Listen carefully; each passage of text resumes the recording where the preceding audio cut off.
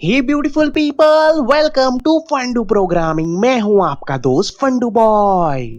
दोस्तों, आज मैं आपको डेल कार्नेगी की किताब how to stop worrying and start living से कुछ ऐसी असरदार बातें बताने वाला हूं जिसे जानने के बाद आप अपने आप को कभी एक लाचार, कमजोर और बदकिस्मत इंसान नहीं समझोगे। तो इस रहस्यमय बात को जानने के लिए इस वीडियो को पूरा जरूर देखिए। दोस्तों, यहाँ पे पहली चमत्कारी चीज जो आप सबको ध्यान में रखनी है कि don't connect any failure with your personality, क्योंकि इंडिया की दो बड़ी मिसाइल पृथ्वी और अग्नि दोनों ही पहले फेलियर का शिकार हुई थी, फिर जाके उन्हें सफलता मिली थी। और इन मिसाइल के पीछे खड़े थे इंडिया के इकलौते missile man doctor APJ Abdul Kalam, जिनका ये कहना है कि जब हमें मुश्किलें और असफलताएं मिलती है तभी हम अपनी अंदर छुपी काबिलियत और हिम्मत को जान पाते हैं। और यही वजह थी कि इतनी बड़ी असफलता मिलने पर भी कलाम सर कभी डिप्रेशन और ओवरथिंकिंग के शिकार नहीं बने थे, क्योंकि उन्होंने अपनी इस असफलता को कभी अपनी काबिलियत और अपनी पर्सनालिटी के साथ नहीं जोड़ा था।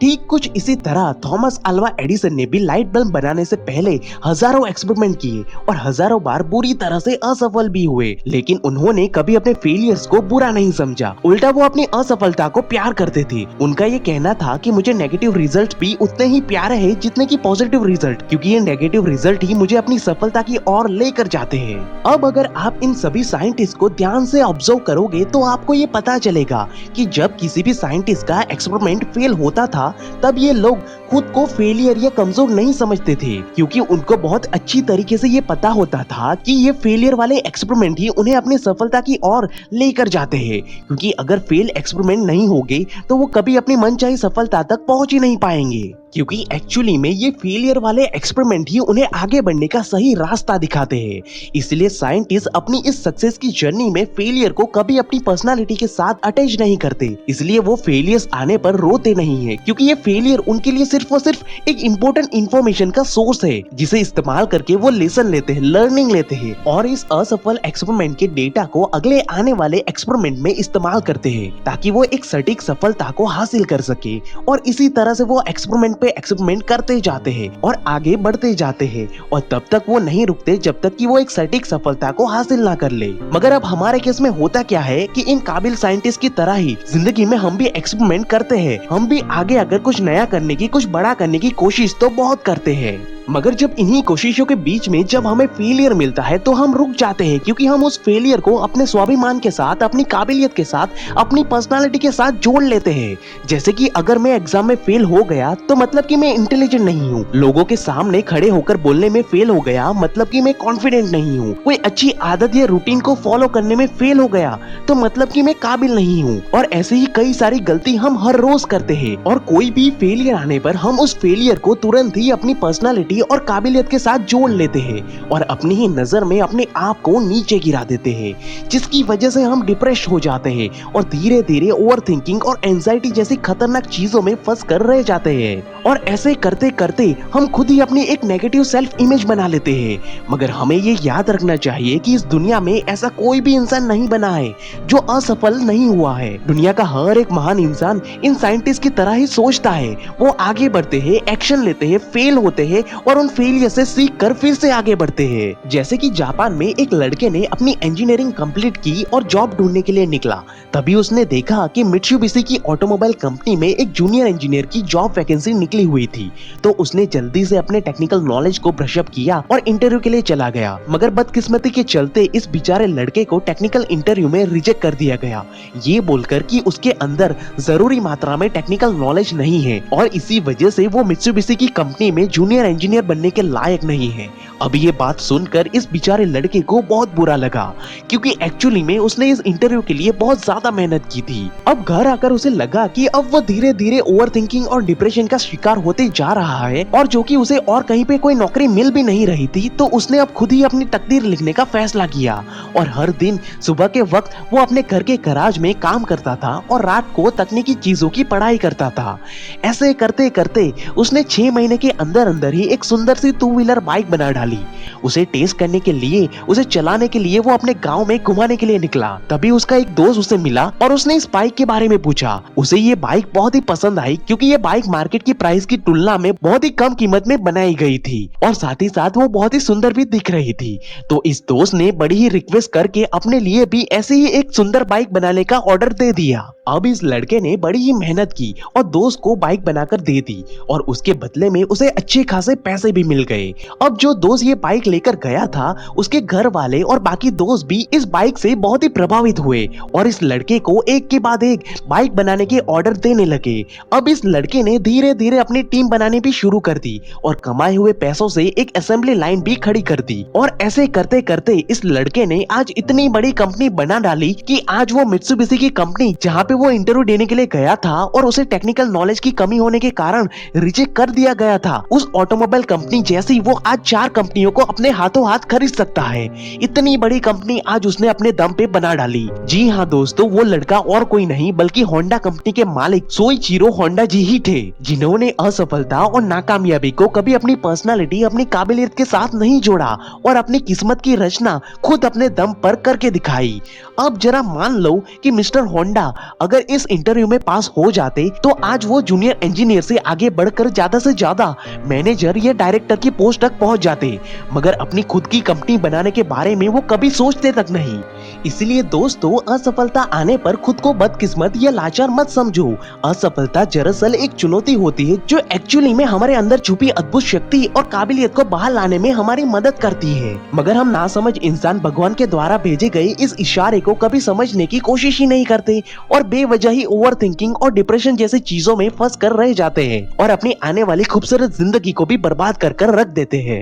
अगर आपको फिर भी यकीन ना हो तो आपको इस अनपढ़ किसान की बात सुननी चाहिए। मध्य प्रदेश के मुरैना जिले के जलालपुर गांव में रहने वाली इस महिला किसान रेखा त्यागी ने जीवन में कड़े संघर्ष के बावजूद भी सफलता का एक नया इतिहास लिखा है। रेखा का जन्म एक गरीब परिवार में हुआ था। यही वजह थी कि उसे 5वीं क्लास से आगे पढ़ाया नहीं गया और समय आने पर उसकी शादी एक किसान के साथ कर दी गई। वो अपने 3 बच्चे और पति के साथ हंसी खुशी अपनी गृहस्थी संभाल ही रही थी कि अचानक उसके पति की मौत हो गई। अब अपने परिवार का गुजारा करने के लिए उसके पास सिर्फ 20 एकड़ जमीन ही बची थी जो उसके पति अपने पीछे छोड़ कर गए थे। अब ना चाहते हुए भी जिस लड़की ने खेत में कभी कदम तक नहीं रखा था, उसे अब खेत में काम करना पड़ता था। अब एक अकेले लड़की को इस तरह से घर से बाहर काम करते हुए देखकर समाज और गांव वाले उसका विरोध भी करते थे और कई तरह की बातें भी बनाते थे।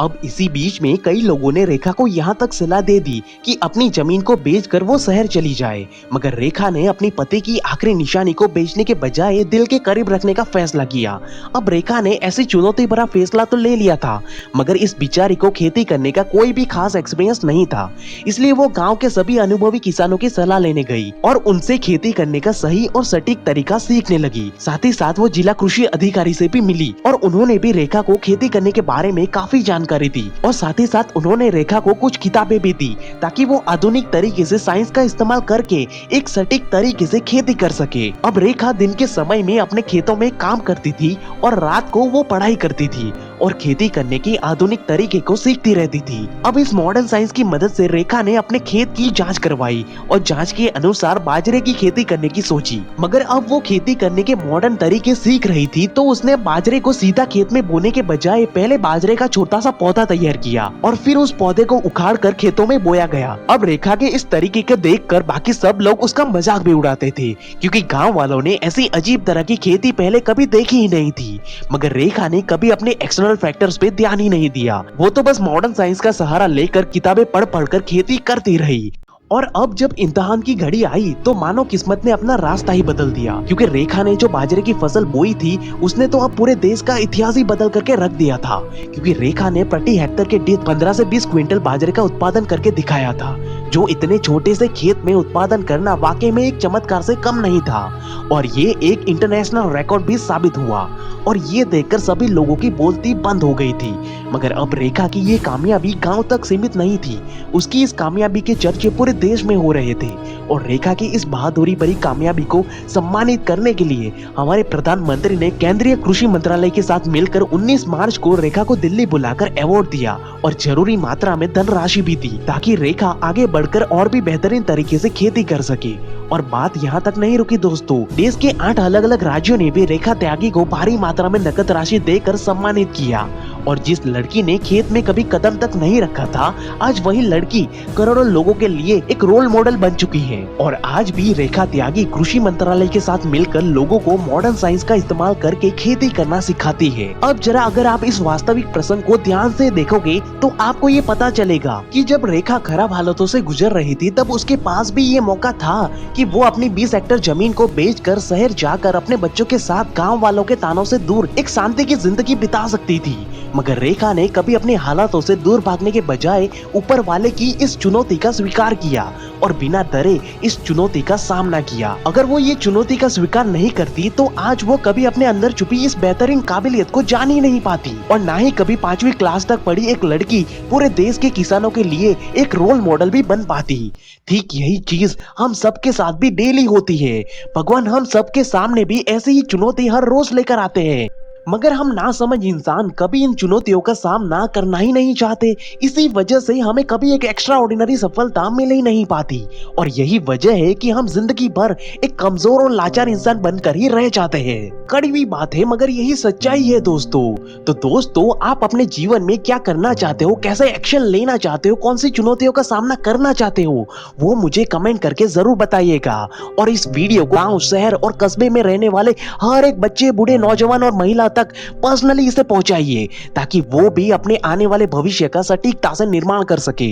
और अगर आपको ये वीडियो अच्छा लगा तो जल्दी से इस वीडियो को लाइक कर दीजिए और चैनल को सब्सक्राइब करके बेल आइकन को जरूर दबाइए, नहीं तो आगे आने वाले ऐसे ही इंस्पिरेशनल और नॉलेजेबल वीडियो आप तक नहीं पहुंचेंगे दोस्तों। And at last, thank you for watching guys.